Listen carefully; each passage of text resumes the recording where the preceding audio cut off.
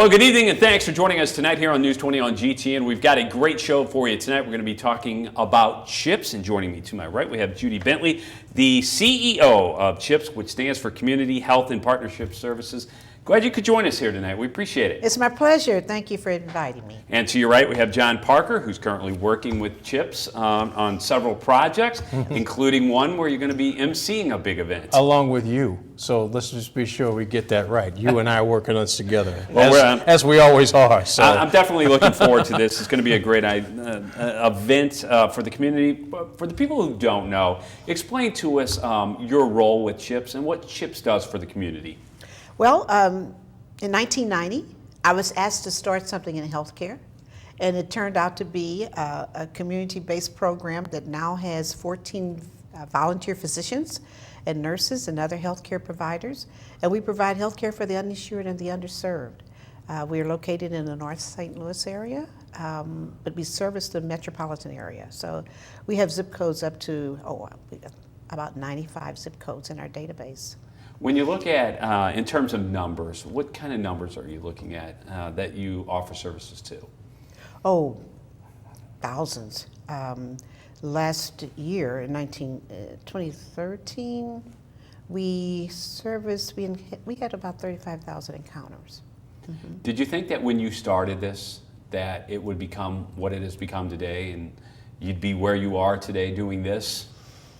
Absolutely not. When I was asked to start something in healthcare, my background is I'm a nurse practitioner in women's health. So I was working in an organization that I had pretty much capped out on. And when I was asked to start this, I thought, okay, this is a good way to just kind of segue into retirement. So I thought in a couple of years I can go down. We started in a church basement, and I'd do some blood pressures and refer people out who had elevated blood pressures and elevated glucoses. Well, physicians heard about us. They wanted to join us. So 2 years turned into 5. Benefactor donated us a building, so now we had space. And here, 24 years later, we are now just churning along. When you see organizations like this, John, doing such good for the community, there's really no, I don't even know where to go with it. When you see what you've done with this and how many people you've helped, and it's almost one of those silent things. It's going on, and not a lot of people know and understand it. I can tell you that when I met Judy, and we met through a mutual friend, he asked me, he said, Judy needs help. And this is what she does. And Judy will probably tell you, the first time I met her, she said, this is what I need, can you help me? And I just said yes, immediately. I didn't bat an eye, I just jumped on it. Because anytime you have a situation like this where somebody is giving of their time, their effort, in many cases, their own money out of their own pocket, because I'm sure Judy will allude to you that CHIPS is not only all volunteer, but it is all based on donations that they receive every year. And there's been a many time over the last 20 some odd years that Judy has done this without any pay. So along with her husband, they have run this operation, and it provides health care to truly the underinsured and the completely uninsured. So we hope that with this organization, we can keep people from showing up to Barnes or Christian Northeast or any other hospital in an emergency situation, because these doctors do a lot of preventative medicine, and they can catch things and get them under control before somebody does end up in an emergency room, and they do it completely on a volunteer basis. So anytime somebody's doing that and giving up their time, their effort, their money without any obligation whatsoever, it's everything that you can do to get behind people like this. And Judy, you mentioned the number are in the thousands, but when you talk about dollars, it equates to about $8.5 million in charitable care a year. That's extraordinary. Yes. Right now we're doing a tally on our last year's encounters, how many people actually had to go to the hospital or to the emergency room, and we have less than 3% of our clients that we see that have to visit the emergency room. That saves the community of the $8.1 million. What would you say to individuals out there who can benefit from an organization such as this, but are afraid or not willing to make that first step to contact you, to come in and see? Well, you know, we run into that all the time. A great portion of what we do is healthcare beyond walls. So we have our clinic setting, but we know that most of the people that need to see us don't come in for a variety of reasons. Primarily because they're ashamed, you know, they cannot afford to take care of themselves as they should. So we have to find a way to get to them. So you can find us in community sites as far north as here, not as far north as As you were? Yes. As you were driving around trying to find a place? but certainly in Ferguson. No, we're not in Sioux Passage Park, No, which I'm sure that's where she was driving around. I but- had no idea where I was, but we have no limits on where we go to find people who need to see us. And I'm telling you, we have people from Imperial, from Eureka, that drive in to our clinic on North Grand. And I always ask them, how did you find us? Well, they go on the internet and they look for places that can take care of them without the burden of having to pay for it, that they can't afford. You know, I usually wait till the very end to ask this question, but to see your passion for what you do and hear about your background, how you got started and where you are now, what's it make you feel like when you go home at night and you lay down and you truly have made a difference in multiple people's lives per day? Is this something that really sets in to yourself, or do you just do it and don't think twice about it? I think about it at the beginning of the day and at the end of the day, because this is not my career, this is my mission. And that's a blessing that I can do this without being concerned about paying my children's tuition because they're all out of college now. I'm able to do this because, number one, I've been called to do it. I firmly believe that we are born for a duty, and I'm blessed that I've been able to actualize on this duty. I'd stay prayerful. My day does not start without a meditation, period. And I feel very blessed that the people who work with me or have the same kind of commitment. Couldn't do it without them.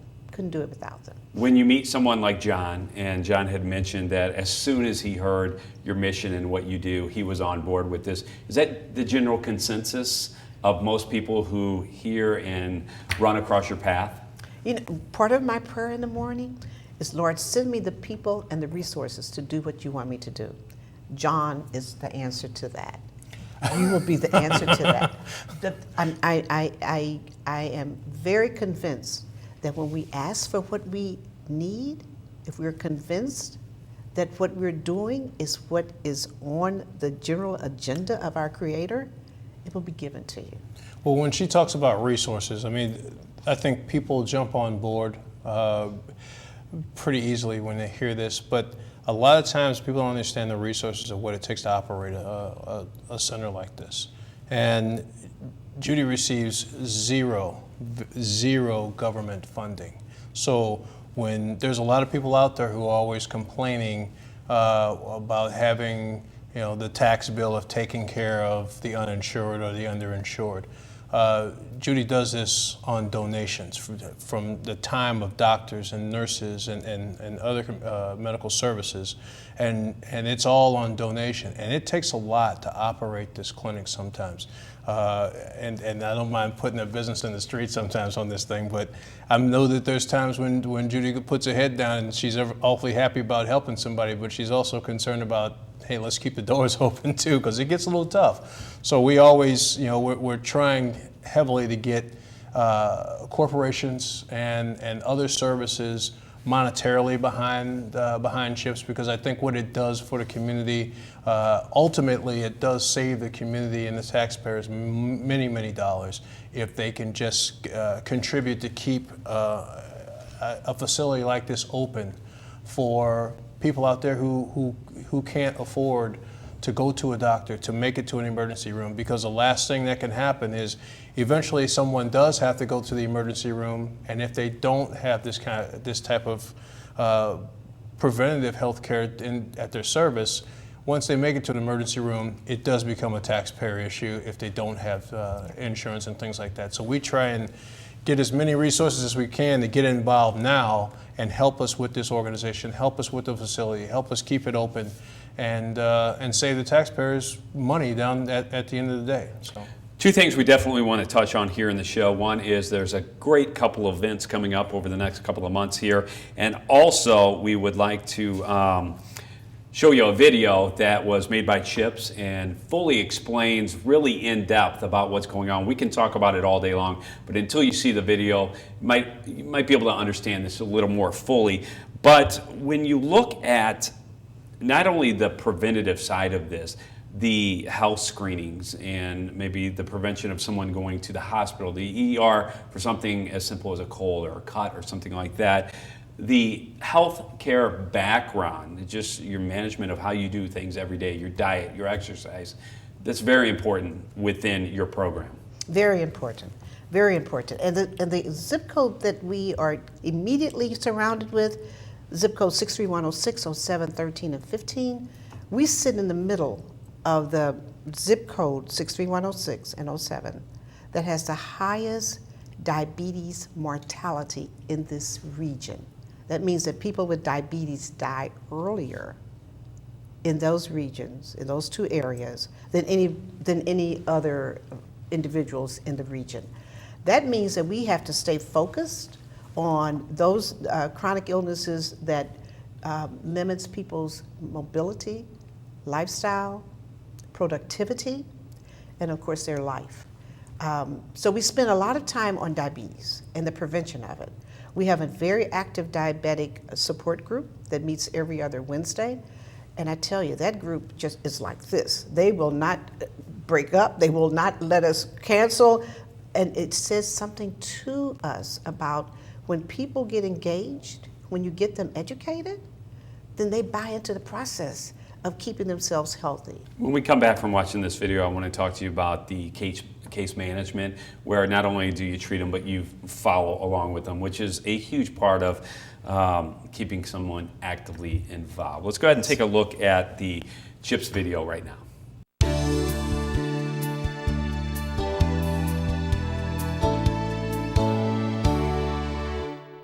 A year ago, 60-year-old Arnetta Kelly was sick and unemployed with no medical insurance. She was too embarrassed to seek help because she could not pay for it. But then Arnetta became so ill that she went to Community Health in Partnership Services, the not-for-profit healthcare facility better known as CHIPS. If CHIPS had not been introduced to me, I know I would be dead. Because blood pressure was out of control, heart was out of control, cholesterol was out of control, I was out of control. It turns out Arnetta had a hole in her heart. Today, not only does she feel good, but she also is gainfully employed, managing a senior citizens housing facility. I'm so blessed to have CHIPS in my life that I was able to see a great-grandchild be born last year. Arnetta Kelly is just one of tens of thousands of people CHIPS has helped since we began in 1990 in the basement of St. Teresa of Avila Church in North St. Louis. Church leaders wanted to help the neighborhood's uninsured with their medical needs. Okay, what's the schedule like today? Church member and registered nurse practitioner Judy Bentley provided the vision and commitment for the congregation's new program. Initially, CHIPS focused on assessment and referral, but the need became so great that in 1991 we moved into a larger facility and expanded our services. Today, CHIPS continues to provide primary and preventive health care as well as social services to the uninsured and underserved. Putting the pieces together is our motto because our healthcare approach is holistic. Services that we provide at CHIPS are designed to meet our clients' physical, mental, and spiritual needs. We understand that clients cannot be adequately served unless we recognize the whole individual. How's that diabetes doing? CHIPS' services range from internal medicine and dentistry to massage therapy and acupuncture. Compassionate care is provided to all our clients, regardless of their ability to pay or where they live. We are able to serve anyone who needs health care because most of our medical team are volunteers. Because I love it. I like to do in medicine, and this is medicine, and patients are the same wherever you find them. Everyone is very invested in each patient that comes through the door, from the person that is the receptionist, the first person that sees the patient, to the physician. The people who come here, they get the best treatment and they are happy. CHIPS also delivers services through our community outreach.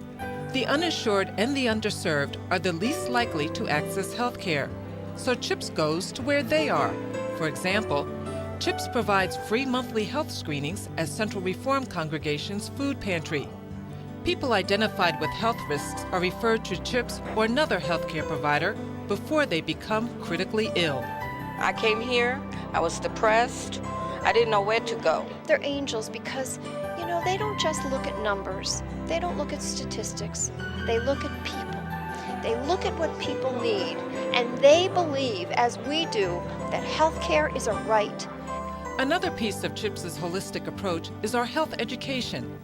We sponsor programs such as this diabetic support group and this youth leadership development program called Club CHIPS.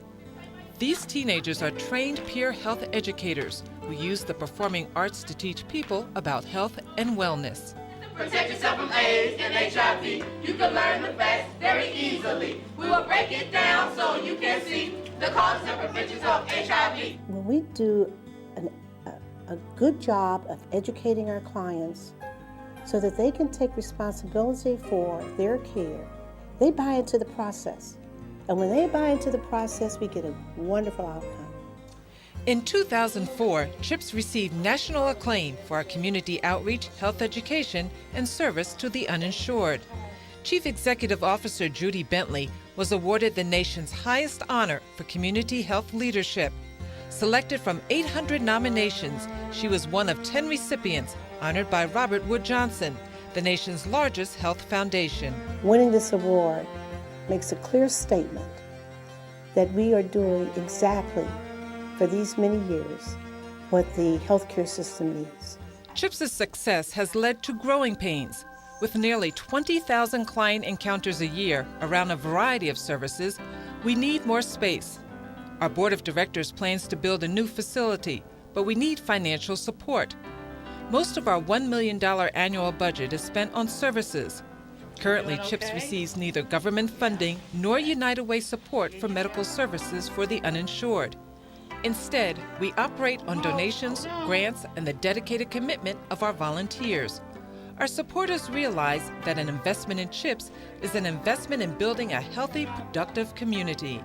When we do this, we then engage those clients who are potential wage earners to achieve wellness, become gainfully employed, become taxpayers, become those who have health insurance, and now we all benefit. Arnetta Kelly is testament that when the pieces of one's life are together, one can be a productive citizen.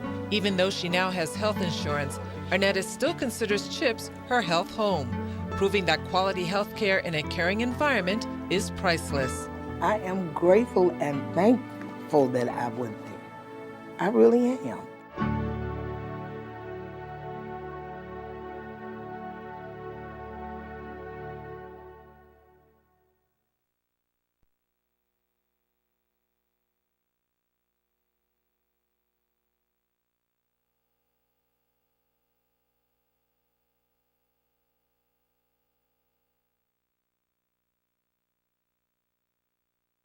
As you can see, the CHIPS program, what a beneficial organization here throughout the St. Louis community. And before we went to the video, Judy, we talked about the case management program. You can educate somebody face-to-face as much as you want, but unless there's a follow-up and some credibility and accountability tagged onto that, a lot of people just kind of fall through the cracks and just let it go. Absolutely, absolutely.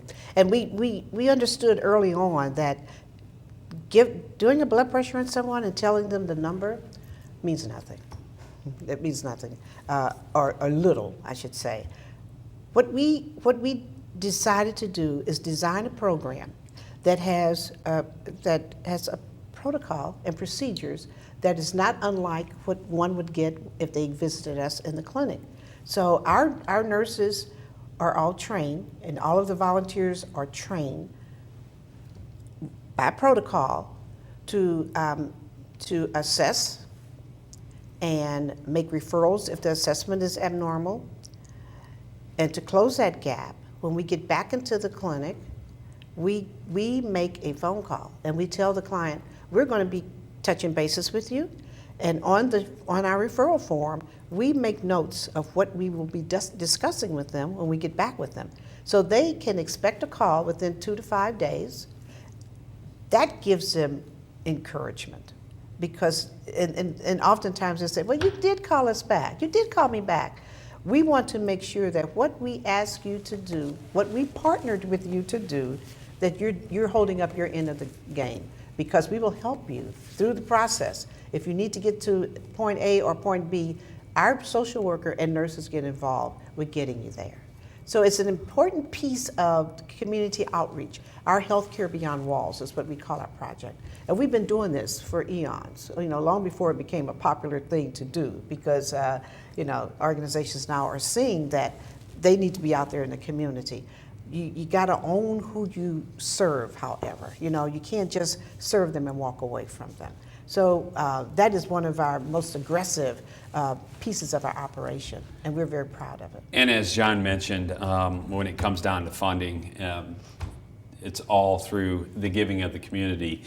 A couple of big events coming up: the 14th Annual Community Health Festival, which is a 5K, 1 mile walk. John, I know you'll be doing the 5K run, right? I probably won't be, because I'm not the runner type. Walking is acceptable. I walk, and I will probably walk into my wife. She's a runner. Oh, I'm calling her out right now. Okay. Rebecca will be running in the 5K. She's probably going to be angry with me for saying that, but I will run with her. Good. Okay, Randy. Okay. Randy's not very coordinated when he runs, so we need to make sure things are cleared off the street. Well, let's get to the event time. This is going to be Saturday, September 13th, 2014. Leave my personal background out of this. It's a great event. Saturday, September 13th, 2014. John, tell us, and Judy, how can someone get registered or find out more information about this? We want you to call. We want individuals from all over the region to give us a call. Or you can go on our webpage at www.chipsstl.org. You can register online. You can pay. The first 50 people that register from this show will get a $5 discount. So when they call or if they register online, they can just say, I saw you on News 20. Exactly. Okay. Exactly. They'll get a $5 discount. We want to have the urban area of the North region to experience a healthy activity that increases health, because you're going to be running and walking, but also increasing entertainment. We're going to have 2 marching bands. We're going to have all kinds of entertainment, activities for children of all ages, free food. The health screenings will be going on. We're going to open up our clinic, and we'll be doing free health screenings.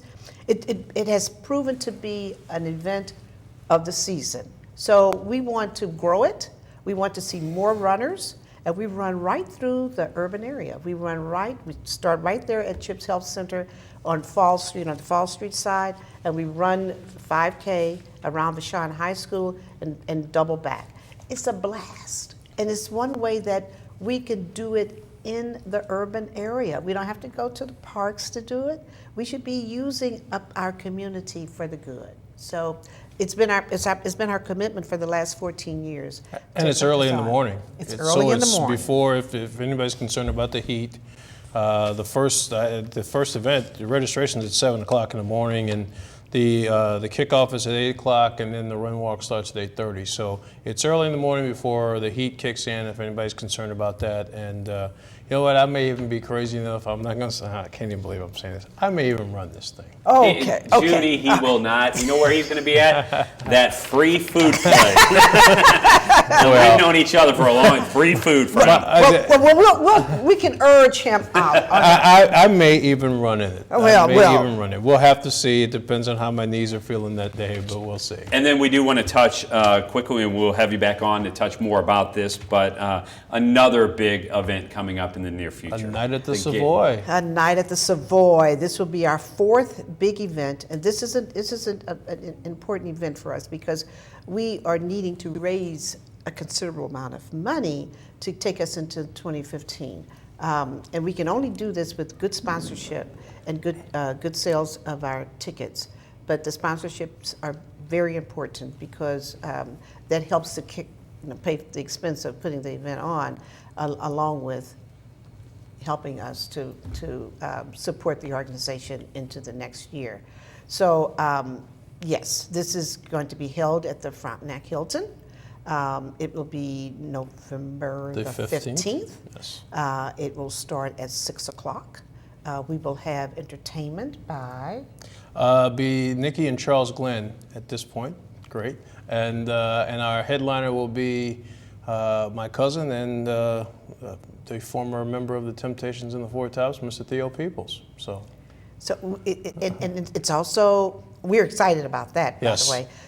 And also it's a charity auction. So we have the Washington University Med School students and the undergrad students from WashU who will be participating with us, as they have in the past, along with St. Louis University students, in doing, and Logan, I can't leave those young people out, the Logan College of Chiropractic Medicine, they will be right now scurrying the city searching for silent auction donors.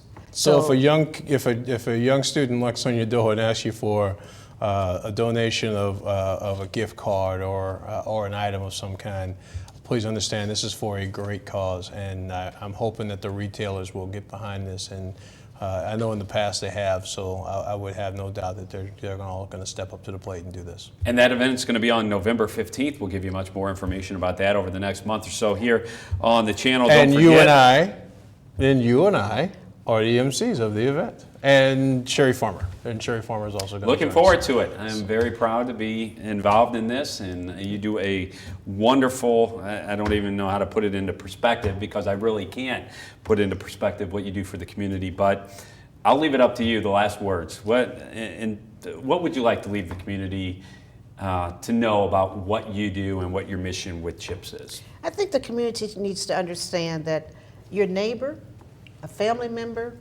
or a church member may be sitting there needing health care, but not able to articulate that. We need to be more concerned about our neighbors and if they're getting health care. We are very proud to be able to provide this health care in the way that we do it because money becomes a burden, and we need to remove that burden from people because everybody deserves quality health care. So we've been fortunate enough to get a group of professionals who want to do that, who want to give back. So we encourage you to support us, to support the work that we do, and encourage your loved ones and neighbors, et cetera, to call us at 652-9231 if you're lacking health care, if you're needing healthcare directions, because we don't always bring them into CHIPS. We might be directing them to other places, but they need to be able to navigate the system, and sometimes they just don't know where to go. If you got to come down and you have to see her office, because if you can find her desk, boy, I mean, wow. She has 1,000 things going and she's busy, but she takes the time to do this, and her desk is unbelievable looking now, let me tell you. Well, John, we appreciate your time Absolutely, here on the show, absolutely. as always. And Judy, Appreciate what you do, truly making a difference in the Well, community thank here. you so much. I do want to say that our Grand Marshal is going to be Tashara Jones, who is the treasurer of the city of St. Louis. And this that's is her for the Run second- Walk. That's for the Run Walk, Sounds yes. good. Yes, Thank you yes. so much once again, Judy Bentley, the CEO of CHIPS. Thanks for joining us tonight here on the show. You can go to chipsstl.org to find out more information about anything we talked about. Have a great evening, and we'll see you tomorrow night.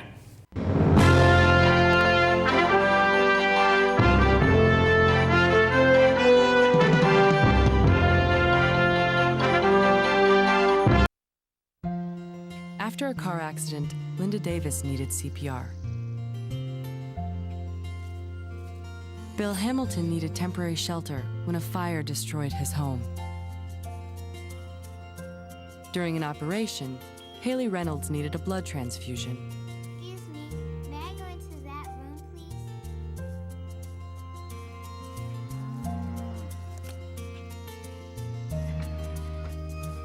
Next year, revenue growth again will be a focus of top priority.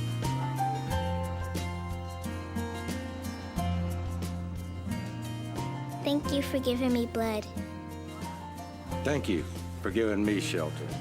Thank you for saving my life.